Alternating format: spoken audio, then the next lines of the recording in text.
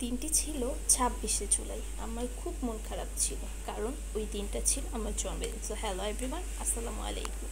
আজকে আমি আমার জন্মদিনের ব্লগটা শেয়ার করব।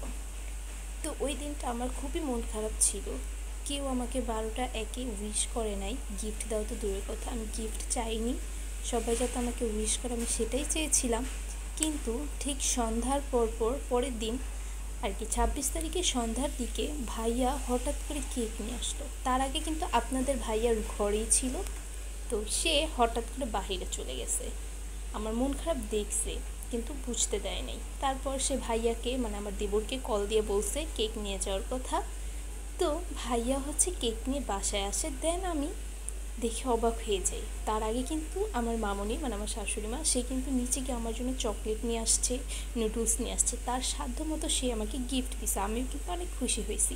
তো তারপর আমি নুডলসগুলোকে রান্না শুরু করছি। তেমন কিছু কিন্তু করি নাই, জাস্ট একটু কেকটা কাটছি আর নুডলসটা খাইছি, এতটুকুই ছিল আমাদের আয়োজন।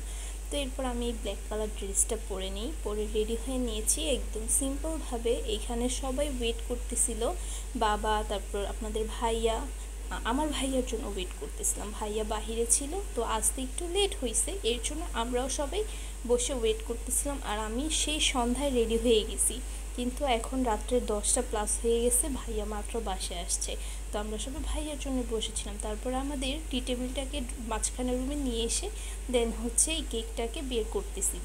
তো দেখেন গাইস, কেকটা কিন্তু মাশাআল্লাহ সুন্দর হয়েছে, কিন্তু ভাইয়া একটা মিস্টেক করছে। এখানে কোনো কিছুই লিখে আনে নাই যে কি লিখবে, বার্থডেটা কার বার্থডে নাকি অন্য কিছু, কোনো কিছুই লেখে নাই। তো যাই হোক, ব্যাপার না, আমরাই তো বাহির থেকে তো আর কেউ আসে না, তেমনভাবে কোনো আয়োজন করিনি। তো এইখানে আমরা কেক কাটাকাটি করতেছিলাম আর সবাই মিলে অনেক মজা করতেছিলাম। সত্যি বিয়ের আগে আমি কখনো ভাবিনি যে বিয়ের পরও আমি আমার বার্থডেটার সেলিব্রেশন বলেন বা কেক কাটা বলেন কিছু করতে পারবো। কিন্তু মাশাআল্লাহ সবাই আমার অজান্তেই আমার সব ইচ্ছেগুলো পূরণ করে দেয়। তো আমি একদমই আশা করিনি যে আজকে আমার জন্মদিনে কেক কাটা হবে। সবাই আমাকে সারপ্রাইজ দিয়েছে।